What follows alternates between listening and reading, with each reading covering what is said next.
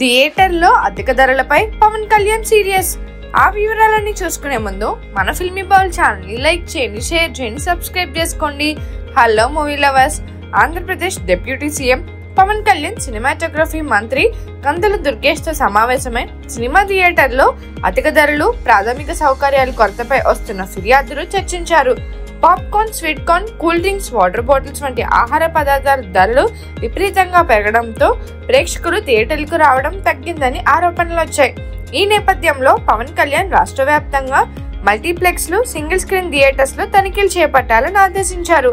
ఈ తనిఖీలు ఉత్తరాంధ్రలోని పలు థియేటర్స్ లో ఇప్పటికే ప్రారంభమయ్యాయి, రేపటి వరకు కొనసాగుతున్నాయి.